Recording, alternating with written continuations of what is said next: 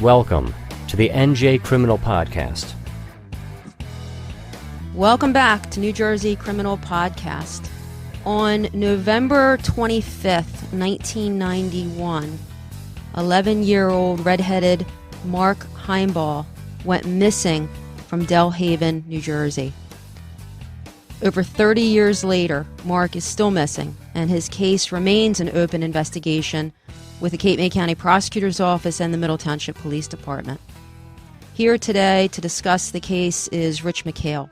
Rich is a retired sergeant from the Middle Township Police Department and has been involved with the Mark Himebaugh missing persons investigation since 1996. Rich recently wrote the book, Where is Mark? Rich, welcome. Welcome. Thank you for having me, Meg. It's great to be on your show.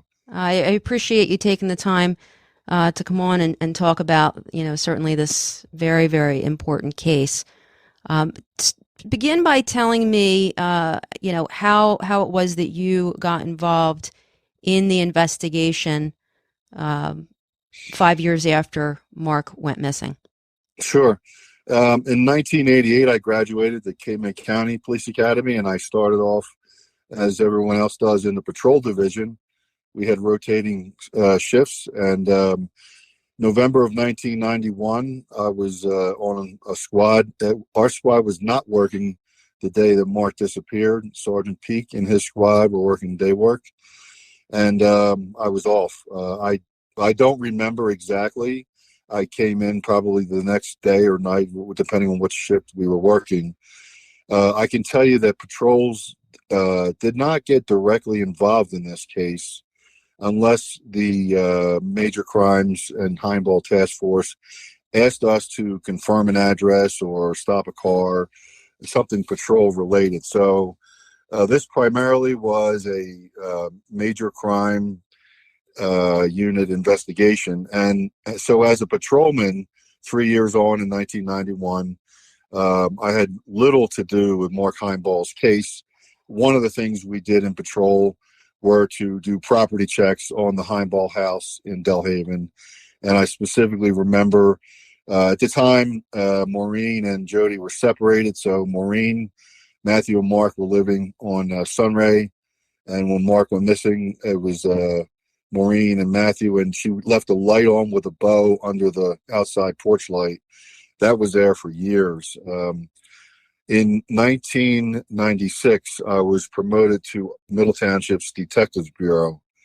And at that time, Scott Webster was in charge of the detectives. And one of the things he said to me was to take my free time and study the case files, because they're pretty extensive, a lot of names, and you've worked criminal cases, and an involved investigation, there are a lot of facts and details, and they certainly were in Mark's case. In 1996, I'm a new detective. I didn't have a lot to do. That was really my time to learn the case for several years. It takes that long to get a grasp of the players in this case and what actually happened.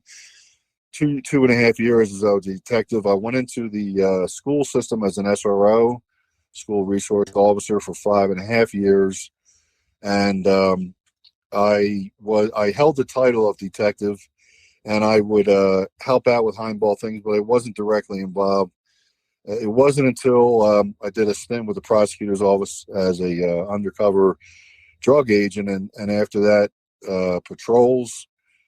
And 2007, I think it was, they needed someone an experienced detective, and Chief Joe Evangelista asked me to step in and take that spot. And at that time, Scott Webster, the main guy for Middle Township Police, he was everything of the Mark Himebaugh case, had retired, and kind of gave the mantle to me to be the point man for Middle Township Police. And that's really where I started going to Maureen Himebaugh's house. I would sit with her in her living room. I did a little reinvestigating of the case of my own. I interviewed the whole Himebaugh family, including Jody, Maureen, Matthew, cousins, nieces, nephews. And that's where I really, I would say, in my own opinion, had a solid grasp of the case. And at that time, things had really slowed down on the active investigation, and we were just following leads that were coming in, to answer your question. Got it. Okay. Let's talk about really specifically the day that Mark went missing. Sure. November 25th, 1991. Mark is 11 years old. He went to school that day, correct? Yes, he did. He was a student at the special services school, and he had behavioral issues. He started out in Middle Township school system up until third grade, and then he really became too much for the public school system, and the parents and the schools agreed for him to go over to the alternative school, Calumet County Special Services School District. Mark is a student there, and he comes home. He gets picked up at his front door and dropped off at his front door every day for school by the Special Services School District. 2:30 p.m. He is dropped off, and Mom just came home came home a few minutes after that from ShopRite, and Mark was watching cartoons in the living room.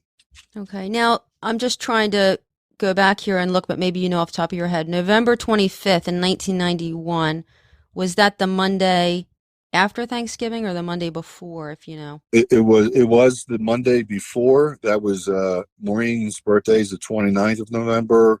So there were a lot of things culminating that week, positive things in the Himebaugh house, even after a summer of a lot of frayed interactions within the family. The father living in Cape May. Mark's father, Jody Himebaugh, didn't necessarily get along with Mark. He disciplined him stronger than he did Matthew. Jody was in the barbershop quartet, and Matthew was very musically talented. And so naturally he gravitated towards his father. And so when discipline issues, he come down harder on Mark than Matthew. And so there's a lot of tension between Mark and his father. Matthew and his father got along good. Mark and his mother. Yeah, what was the age difference? I'm sorry to interrupt you. What was the age difference between Matthew and Mark? Numerically, it was 1 year, but it was actually about 11 months that Matthew was older. He was 12, but we're getting ready to turn 13. Okay.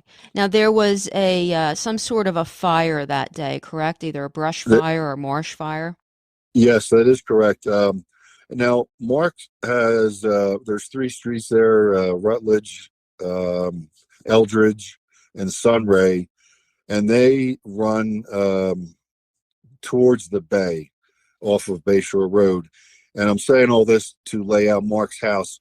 He had a single story house, and they had a bay window that faced south, and it's faced the reeds and the Phragmite grass towards the Lower Township water tower, if you're familiar with that. Mm-hmm. Lower Township and Middle Township are divided by a creek, and right on the Lower Township side of the creek is where this brush fire, if you will, erupted around 2:50 p.m. on Monday afternoon. So Mark sees it and tells his mom he wants to go take a better look at it. Is that right? That is correct, and it also drew attention from around the county. Not a lot going on. It's a bitter cold day, but a bright, clear day. So the smoke emanating from the marsh grass was pluming. It was thick. The fire was not as big as the smoke portrayed it to be, but the smoke was enough that it shut down traffic on Bayshore Road, the main road in and out of Lower Township and Middle Township from Route 47. That was pretty significant to the local residents in that area at the time. So we have the brush fire, we have Bayshore Road shut down, and we have people coming into those 3 streets I mentioned earlier off of Bayshore to make a U-turn go back to 47 and try and, detour around the fire. At about 3 p.m., Maureen Himebaugh has her elderly neighbor, Ann Woolery, come over and ask Maureen if she would drive her to the Villas gas station and pick up her car, which was in for repair. Maureen did not know that there was a roadblock, and Mark is in the street. I believe he had just come back from walking down towards the fire, and he says to his mom he's going to get a closer look, and Maureen says, "Okay, honey, I'll be right back. I'm going to take Miss Woolery to get her car, and then we'll start dinner." And significantly in their plans that night, they were going to see Miss Kubiak, who was a former teacher of Mark at the Special Services School. And Miss Kubiak had 2 young girls that Mark kind of fancied. And I say that because a question arose whether Mark was running away from home. And he was going somewhere where he wanted to go that night, and he had no reason to run away. He was in good spirits with his mom, and he had something to look forward to that later that night. So the possibility of him running away was kind of, although we didn't know that as much at the time, the concern was that he may have been a runaway or hiding from starting the fire. None of that was true. Did he see his mom like in her car on the street as she's leaving to take the neighbor for a ride? Okay. Yeah, she's backing out of the driveway and stops. Mark was in the street returning from his visit to see the fire. So at some point, Mark walks after Maureen leaves. So he tells mom he's going back to the fire. Yes. Okay. Mark walks south on Delaware Avenue. Delaware Avenue parallels the bay. And at some point it dead ends, and you can either go on the beach or into the Phragmite grass, which is not really a walkable area. Mark enters the beach and continues south to the pump house. And several people were doing this. This was not unusual. There were elderly people that lived on Delaware Avenue, the Hilligans. They saw Mark at the fire. They saw him. There really wasn't much to see. So the firemen are there, and they're putting out the brush that's burning. And then Mark, after a few minutes, turns around and retraces his steps back in the direction of his house and Delaware Avenue. Along the beach, he comes off the beach onto Delaware Avenue. And as he's doing that, there's several teenagers coming now walking his path, and they tease him and say that he's starting the fire, and they know he didn't, but they just tease him. And they said Mark was in good spirits, and he continued on. A young family sitting in a car. There was a line of cars on Delaware Avenue at that point, facing south, watching the smoke or the fire. It was the entertainment of the day. And there was a line of cars, and you would pull up and see what you saw, turn and make a U-turn there at the dead end on Delaware Avenue, and go back to Bayshore Road. In one of those cars was a young family, who husband and wife, and the guy was a professional fireman in the county, and they say that they see Mark. He's happy-go-lucky. He's swinging his arms when he's walking. And right behind their car, they look in the rearview mirror. Mark stops for a brief second as a white male in the passenger side of this car is standing on the running board talking over the hood of the car to Mark. Mark pauses for a second. He says some one-word answer or whatever, and then he continues on as if he didn't want to be bothered with these people. A year later, the New Jersey State Police reinvestigate every detail of this case, and one of the things they did is they re-interviewed this young family and were able to get a sketch of a person of interest who talked to Mark moments before he disappears for good. So we have a good sketch. Let me back up to Mark's path that day. So he passes that car, and we're talking about 3:40-ish, and nobody has tracking of him at that point, but it's a half mile to the Cape May County Park, and the park guard sees Mark enter the park by foot with a girl who's about a 10 years old, about a year younger than him. And they walk in you can either go left or right. The left is the playground. To the right are the basketball courts. And the guard is closing up for the day. He's at the trash bin at the entrance. That's how he sees Mark. He knows him from his interactions at the park. He positively identifies him. He thinks he's seen the girl that was with him before, but can't positively identify her. And to this day, we've never identified her or the male and female subjects that were in that car behind the witnesses that gave us that sketch. That young girl's description, that didn't match any of his teacher's daughters or anyone in his class? There were a number of female friends that Mark had in the neighborhood. All of them were interviewed. They pulled jackets from their closets. Scott Webster, Fred Fitz, Marie Hayes, they all covered that point trying to identify who the heck this girl was. And surprising, everyone knows everyone in that neighborhood. And surprisingly, they could not identify who this girl was. What's the distance between the Himebaugh house and where the fire was, and then from where the fire was to that particular Cape May County Park entrance?